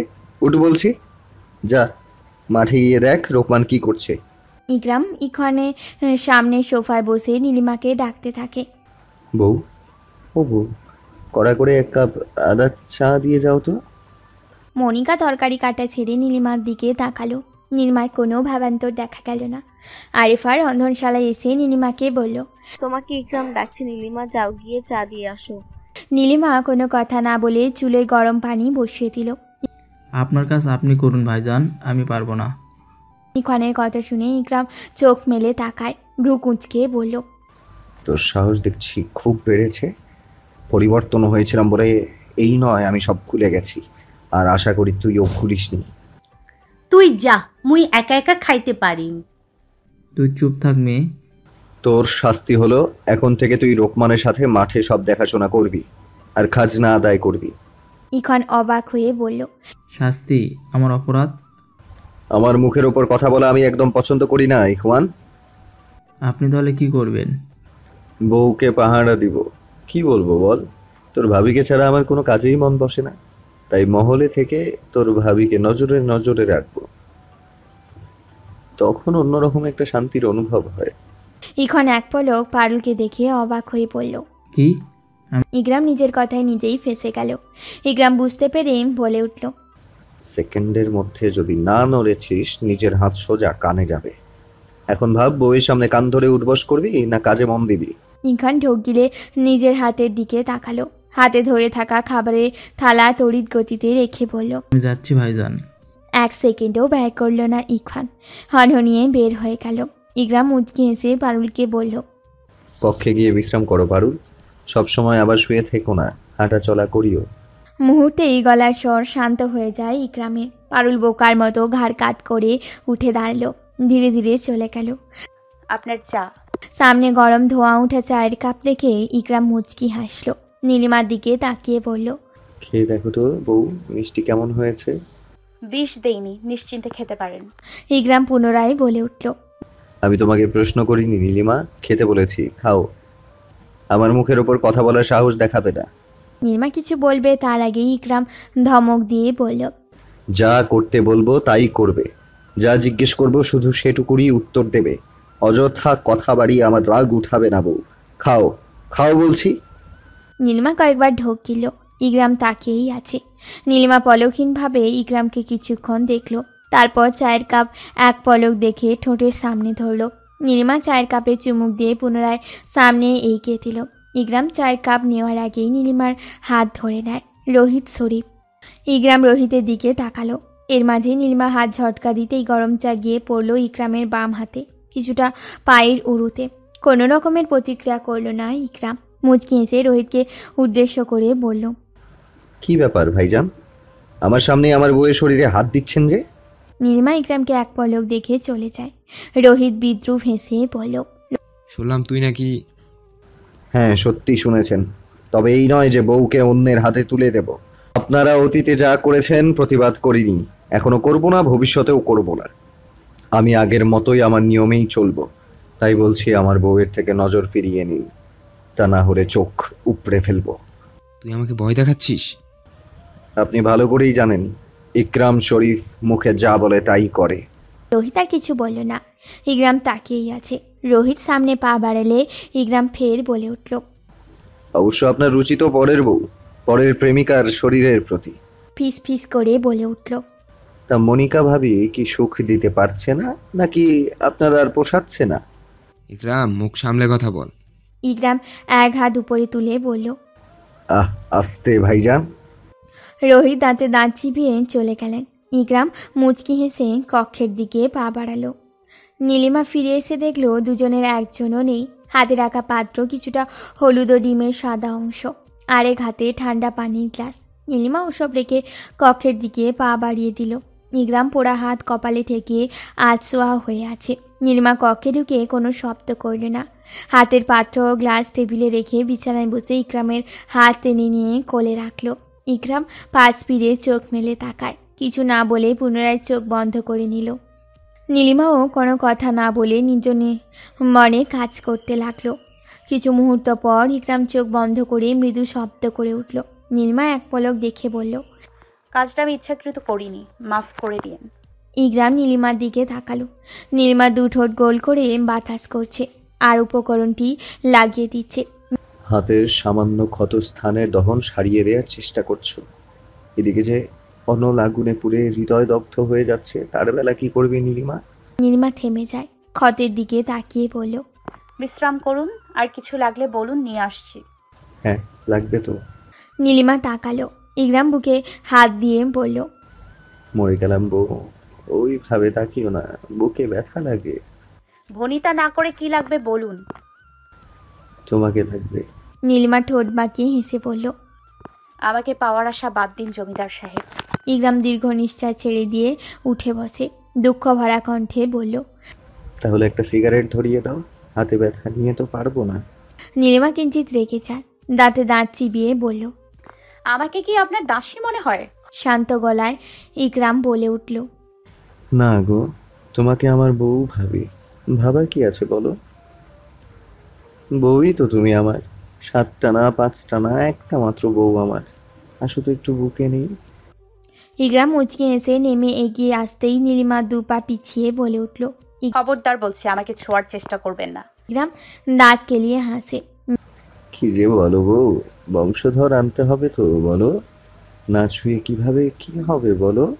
নীলিমা খারাপ লোক বলে যাওয়ার জন্য পা বাড়ালেই রানার সাথে ধাক্কা খায়। ধাক্কা খেয়ে রানা দাঁত কেলিয়ে হাসতেই ইকরামকে তা মিলিয়ে যায়। আরে ইকরাম, শুনলাম তুই।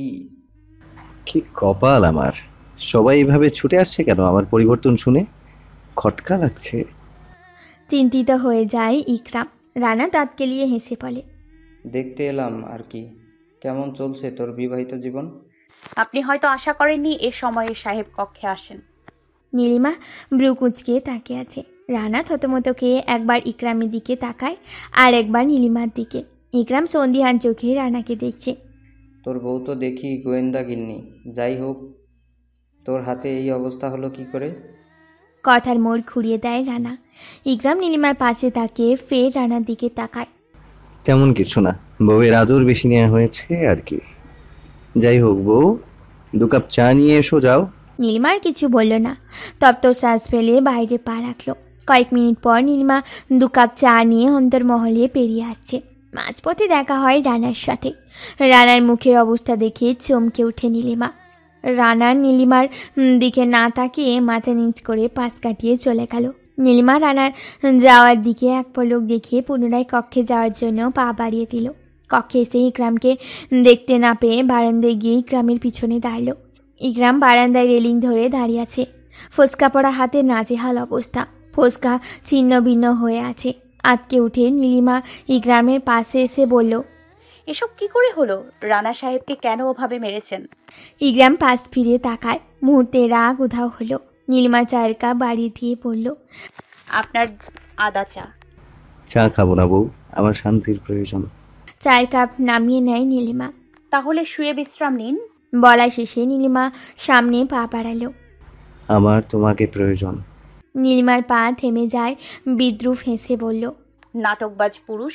নীলিমা চলে যেতেই ইকরাম নীলিমার হাত ধরে চা নিয়ে বারান্দার নিচে ফেলে দিল। নীলিমাকে বেতে সোফায় ধপাস করে বসিয়ে দিল। নীলিমার কোলে মাথা রেখে নিজে আঁটোসাঁটো হয়ে শুয়ে পড়ল। মায়ের পরে পৃথিবীর শ্রেষ্ঠ শান্তি হচ্ছে বউয়ের কোলে। আরও শান্তি লাগবে যদি বউ মাথায় হাত বুলিয়ে দেয়। নীলিমা চুপচাপ হয়ে স্থির হয়ে বসে আছে।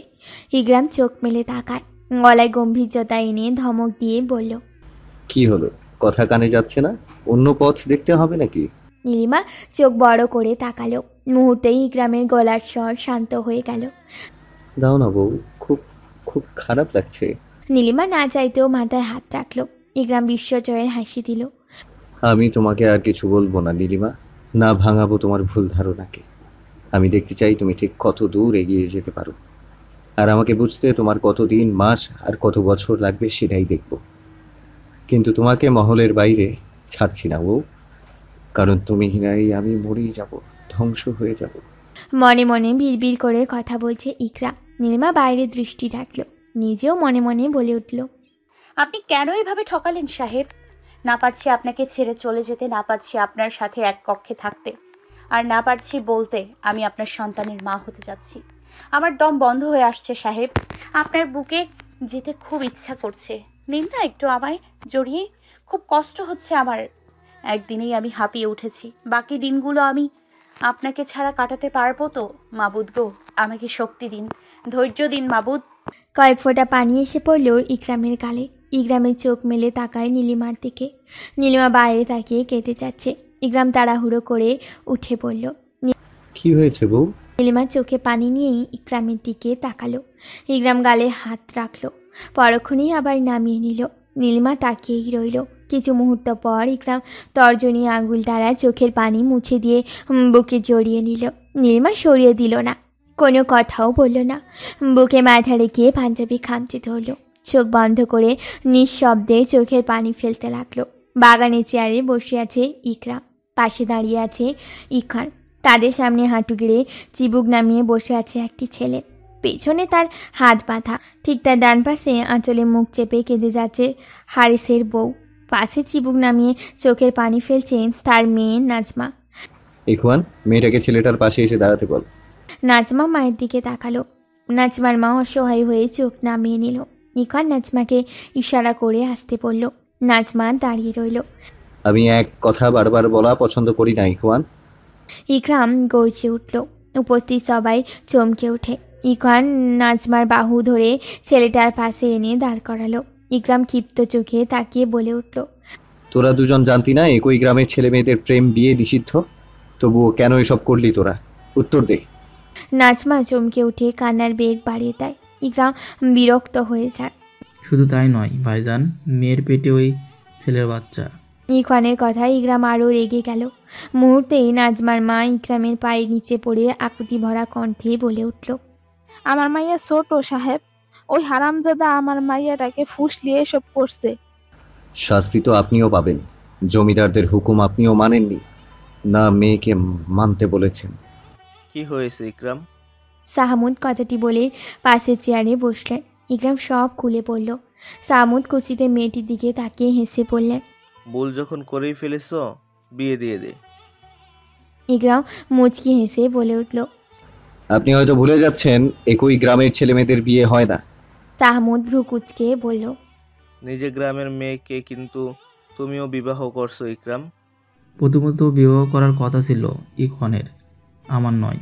আমি তো দুর্ঘটনাক্রমে নীলিমাকে বিবাহ করেছি। আপনার কি এমন স্বার্থ ছিল আব্বাজান? রাজি হয়ে গিয়েছিলেন? শাহমুদ কিছুটা রেগে গিয়ে বললেন, ইকরাম, একই গ্রামের ছেলে মেয়েকে তো চুপিসারে ঠিকই বিয়ে দিয়েছিলে, তাহলে সেখানে তোমার কি স্বার্থ ছিল? নিশ্চয়ই নীলিমা। ইকরাম ইখওয়ানকে এক পলক দেখে শাহমুদের দিকে তাকিয়ে বলল, কি বলতে চাচ্ছেন আপনি? আমি মহিতু চাঁদ মিয়ার মেয়ের কথা বলছি। ইকরাম মুচকি হেসে বলল, সেখানে শুধু আমার স্বার্থ নয়, আপনার ছোট ছেলেরও ছিল। আমি ইখওয়ানের কথাতেই সব করেছি। শাহমুদ ইখওয়ানের দিকে তাকালো। ইখওয়ান চোখ সরিয়ে নিল। ইকরাম পুনরায় গলা খাঁকারি দিয়ে নাজমাদের উদ্দেশ্যে বলে উঠল, এবারের মতো মাফ করে দিলাম। আপনার মেয়ের পেটের বাচ্চা নষ্ট করে তাড়াতাড়ি বিয়ে দেওয়ার ব্যবস্থা করুন। ইখওয়ান। জি ভাইজান। ওর গায়ে 100টা চাবুকের আঘাত দিয়ে ছেড়ে দিবি। ছেলেটাকে উদ্দেশ্য করে কথাগুলো বলে উঠে দাঁড়ালো। নিজ কক্ষের বারান্দায় চোখ বুলিয়ে দেখলেও নীলিমা রেলিং ধরে এদিকে তাকিয়ে আছে। ইকরাম মুচকি হেসে গলা বাড়িয়ে ফের বলল, ইখওয়ান, আজ গ্রামেরই নতুন করে হুঁশিয়ার দিয়ে দিবি। 12 বছরের মেয়ে ঘরে থাকলে 1 সপ্তাহের মধ্যে যেন বিবাহ দেয়, তা না করলে কঠোর শাস্তি প্রয়োগ করা হবে। আজকের পর 12 বছরের ঊর্ধ্বে যেন কোনো মেয়ে ঘরে না থাকে। পর্দা ছাড়া কোনো মেয়ে ঘরের বাইরে যেন পা না রাখে। জি ভাইজান। ইকরাম পুনরায় নীলিমাকে দেখে মুচকি হেসে চলে গেল। নীলিমা রেলিং শক্ত করে ধরল। বিড়বিড় করে বলে উঠল, ভাইজান আপনি কোথায়? আমার যে খুব বিপদ, একা আর পারছি না। শাস্তি তো আপনারা পাবেন জমিদার সাহেব, শাস্তি যে পেতেই হবে। সন্ধ্যা হয়ে আসছে, কি করছো ওখানে? নীলিমা পিছন ফিরে মনে মনে বলল, উড়ে উড়ে আসলো নাকি? নিশ্চয়ই ভাবছো এত তাড়াতাড়ি আসলাম কি করে। নীলিমা চমকে তাকালো। ইকরাম দুপা এগিয়ে এসে হেসে পড়ল, কি করব বলো বউ, একটু দূরে গেলেই হৃদয়ে টান লাগে। অসহ্য করে। নীলিমা পাশ কাটিয়ে যেতেই ইকরাম হাত ধরে সামনে দাঁড় করালো। হাত ছেড়ে দিয়ে পকেট থেকে সিগারেট বের করে 2 ঠোঁটের মাঝে রাখলো। লাইটার নীলিমার দিকে এগিয়ে দিয়ে বলল, হাত খুব ব্যথা করছে, জ্বালিয়ে দাও তো। নীলিমা ফের চলে যেতেই ইকরাম কোমর জড়িয়ে ধরে বলল, আমি এখনো ভালো আছি নীলিমা, ভালো থাকতে দাও। নাও জ্বালাও। পুনরায় লাইটার এগিয়ে দিল। নীলিমা চোখ মুখ শক্ত করে লাইটার হাতে নিল। বিড়বিড় করে বলে উঠল, আপনাদের প্রত্যেককে যদি না জ্বালিয়ে মারছি, আমার নাম নীলিমা সরকার নয়। আগে তো আপনাকেই মারবো, নমরুদ কোথাকার। ইকরাম ধোঁয়া উড়িয়ে দিয়ে বলল, আমাকে মারার প্ল্যান করছো? সেই সাহস তোমার হবে না বউ। নীলিমা কিঞ্চিত অবাক হয়ে যায়, তবুও কথা পাল্টাতে বলল, কক্ষে সিগারেট খাবেন না। ইকরাম সিগারেটের ধোঁয়া নীলিমার মুখে ছেড়ে দিল। মুহূর্তেই নীলিমা কেসে উঠে ইকরাম শয়তানি হাসি দিয়ে নীলিমার কোমরে থাকা হাত সরিয়ে নিল। নীলিমা আঁচলে মুখ চেপে কক্ষে আসলো। রাগী চোখে তাকিয়ে দেখছে নীলিমা। ইকরাম ঠোঁট এলিয়ে হেসে পুনরায় ঠোঁটের মাঝে সিগারেট রাখলো। পারুল শুয়ে আছে। ইকরাম মেঝেতে হাঁটু গেড়ে পারুলের পেটে হাত বুলিয়ে বলল, আজ তো তোর খোঁজই নিতে পারলাম না। রাগ করেছিস মেয়ে? পারুল মাথা নাড়িয়ে না বুঝালো। তাহলে কথা বলছিস না কেন? পারুল মিনমিন করে বলল, মোর খুব মাথা ব্যথা করছে সাহেব, কিছুই ভালো লাগছে না। আগে বলবি না?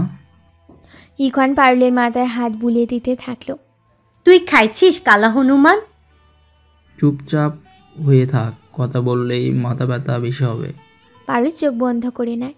ইখন পলকহীন ভাবে কিছুক্ষণ দেখল, তারপর বিড়বিড় করে বলে উঠল, এই মেয়ে, তুই এত বোকা কেন রে? একটু চালাক হতে পারিস না? ঠোঁট বাঁকিয়ে হাসে ইখন। নিজেও তপ্তশ্বাস ফেলে চোখ বন্ধ করে বিছানায় মাথা রাখলো। রাতের খাওয়া শেষ করে নীলিমা হাতে করে ইকরামের খাবার নিয়ে কক্ষে আসলো। ইকরাম চোখ বন্ধ করে শুয়ে আছে। শব্দ করে খাবারের থালা টেবিলে রেখে বলল, আপনার খাবার খেয়ে নিন। ইকরাম তড়িৎ গতিতে উঠে বসে বলল, খাইয়ে দাও বউ। নীলিমা ভ্রুকুচকে তাকায়। নাটক না করে খেয়ে নিন। আমার হাতে খুব লাগছে বউ। ক্ষত তো আপনার বাম হাতে। আশ্চর্য বউ, ভাতের থালা ধরতে না পারলে খাবো কি করে? নীলিমার কথাটার মানে বুঝলো কিছুক্ষণ পর, তারপর ভ্রুকুচকে বলল, কি? ইকরাম নিচে রাগ করে বলল, থাক, লাগবে না, না খেয়েই শুয়ে পড়ি। বসুন, দিচ্ছি। মুহূর্তেই ইকরামের চোখ খুশিতে চিকচিক করে উঠল। নীলিমা আনমনা হয়ে খাবারের থালা এগিয়ে নিয়ে গেল। রানা রোকমানের কক্ষে শুয়ে আছে। রোকমান পাশে বসে রানার দিকে অপলক তাকিয়ে আছে। রানা কিঞ্চিত রেগে গিয়ে বলল, আমার রূপ বয়ে বয়ে পড়ছে, কি দেখছিস শালা? আমার বোন নেই রানা ভাই। রানা বালিশ ছুঁড়ে মারল। রোকমান নাকে হাত দিয়ে বলল, ইকবাল ভাইজানের রাগ আমাকে দেখাচ্ছেন কেন? চুপ কর, ওই হারামজাদার নাম আমার সামনে নিবি না। ইস, কি মারটাই না মারছে আপনাকে। মজা নিচ্ছিস? কি যা বলেন ভাই। তোরা তো পুরুষ নামে কলঙ্ক, শালা সমাজে পুরুষ শাসিত আইন চালিয়ে নিজেরাই বউয়ের আঁচলের তলায় থাকিস। আমি এখনো বিয়ে করি নাই ভাই। আফসোসের সুরে কথাটি বলল রোকমান। রানাও কপালে হাত ঠেকিয়ে বলল, আমি ওরে। খাওয়ানো শেষে নীলিমা সব সরিয়ে রাখলো। দরজা লাগিয়ে দিয়ে সামনে এগিয়ে আসলো। ইকরাম নীলিমার দিকে তাকিয়ে আছে। মেঝেতে শোয়ার জন্য নীলিমা বিছানা থেকে একটা বালিশ ও চাদর নিল। ততক্ষণে ইকরাম নীলিমার হাত ধরেই লজ্জা লজ্জা ভাব নিয়ে বলল, আসো বউ, বংশবৃদ্ধির জন্য কাজ শুরু করে দেই। নীলিমা রেগে উঠল, দাঁতে দাঁত চিবিয়ে বলল, আপনার নাকি এক কথা বারবার বলতে ভালো লাগে না? আমি যে এতবার নিষেধ করছি আমাকে ছুবেন না, তাহলে কেন বারবার আমাকে ছোঁয়ার বাহানা খুঁজছেন? হাত ঝটকা দিয়ে চলে যায় নীলিমা। মেঝেতে চাদর বিছিয়ে নিচ্ছে। ইকরাম উচকে এসে পাঞ্জাবি খুলে রাখলো। স্যান্ডো গেঞ্জি খুলে নীলিমার দিকে ছুঁড়ে মারল। নীলিমা রাগী চোখে তাকায়। ইকরাম কর্কশ গলায় বলে উঠল, আমাদের মহলে পুরুষদের রাজত্ব চলে বউ। ইকরাম শরীফ যখন তোমার সান্নিধ্য চেয়েছে তখন তোমাকে আমার কাছে আসতে হবে। নীলিমাকে কোলে তুলে নিয়ে বিছানায় শুয়ে দিল। নীলিমা অসহায় চোখে তাকায়। ইকরাম পরোয়া না করে নীলিমার গলায় ঠোঁট চালিয়ে যেতে লাগলো। নীলিমা চোখ বন্ধ করে ঠোঁট কামড়ে কান্না আটকানোর চেষ্টা করছে। পর মুহূর্তে ইকরাম নীলিমার ঠোঁটে ঠোঁট রাখতেই হু করে কেঁদে উঠল নীলিমা। ইকরাম পলকহীনভাবে তাকিয়ে দেখল কিছুক্ষণ, দীর্ঘশ্বাস ফেলে দিয়ে নেমে গেল। হাতে সিগারেট ও লাইটার নিয়ে বারান্দায় গিয়ে বসলো। কেন তোমার সাথে কঠিন হতে পারছি না নীলিমা? কেন তোমার সাথে জোর খাটাতে পারছি না? কাঁদিস না রে বউ, তোর চোখের পানি আমার সহ্য হয় না, বুকে অসহ্য কর ব্যথা লাগে। চুপ কর বউ, দয়া করে চুপ কর। বিড়বিড় করে কথাগুলো বলে সিগারেট ধরালো ইকরাম। নীলিমা চোখের পানি মুছে নিয়ে বলল, কেন এমন করলেন সাহেব? কেন এত বড় ধোঁকা দিলেন? আজকে আমাদের অন্যরকম একটা রাত হতে পারতো না? আমাকে তুমি মাফ করে দিও, আমি কিন্তু শুধু মনিকা। কি? পরনারীর কক্ষে ঢুকে রাত কাটিয়ে জমিদার বংশের পরম্পরা বজায় রাখতেন বুঝি? আমার বর্তমান তুমি, ভবিষ্যৎও তুমি। আমাকে ভুল বুঝে ছেড়ে যেও না নীলিমা, আমি যে ধ্বংস হয়ে যাব। নীলিমা বিদ্রুপের হাসি দিয়ে বলল, মরিচিকার পেছনে ছুটে জীবন চরিত্র দুটোই নষ্ট করেছেন। আপনাকে শূন্য হাতে ফিরতে হবে যে। ইকরাম কিছু সময় পর মুখে বলল, আমার বিশ্বাস আমার বউ আমাকে ফিরিয়ে দেবে না, বছরে বছরে বাচ্চা দিয়ে ভরিয়ে দেবে। নীলিমা তপ্ত শ্বাস ফেলে চোখ বন্ধ করতে নিল। এ লোকের সাথে কথা বলাই ভুল। ইকরাম মনে মনে বলল, তোমাকে আমি শূন্যের মাঝেই খুঁজে নিব নীলিমা, আমার শূন্যেও তুমি, পুণ্যেও তুমি। সিগারেট হাতে নিয়ে দেখলো আর নেই। ইকরাম চোখ বন্ধ করে নিল। ফিরে গেল সুন্দর সেই সব অতীতে। ফজরের আজানের শব্দে ইকরামের ঘুম ভাঙে। ঘুম ঘুম চোখ মেলে চারপাশে নজর ফিরিয়ে দেখলেও বারান্দায় সোফাতেই ঘুমিয়েছিল। কিছুক্ষণ চোখ বন্ধ করে নিয়ে উঠে দাঁড়ালো ইকরাম। ভোরের আলো ফুটতে শুরু করেছে। কক্ষে এসে নীলিমার দিকে তাকালো। গুটিসুটি হয়ে শুয়ে আছে এক পাশে। ইকরাম চাদর তুলে গায়ে দিয়ে দিল। পুনরায় নতুন সিগারেটের প্যাকেট বের করে নিয়ে বারান্দায় গেল। সিগারেট ধরিয়ে দু ঠোঁটের মাঝে রাখলো। বাইরে দৃষ্টি রাখতেই দেখলো কেউ একজন এক মেয়েকে ধরে নিয়ে যাচ্ছে। দেখে বোঝা যাচ্ছে মেয়েটি খুব অসুস্থ। ভোরের আলো ফোটার সাথে সাথে পাপের আলো মিলিয়ে যাচ্ছে। ইকরাম চকিত পিছনে ফিরে তাকায়। নীলিমা দুহাত বেঁধে মুচকি এসে দাঁড়িয়ে আছে। ইকরাম কিছু বলল না। সামনে ফিরে কয়েকবার ধোঁয়া উড়িয়ে বলল, বললে না তো এসব জানলে কি করে? নীলিমা মুচকি এসে ইকরামের পাশে এসে দাঁড়ালো।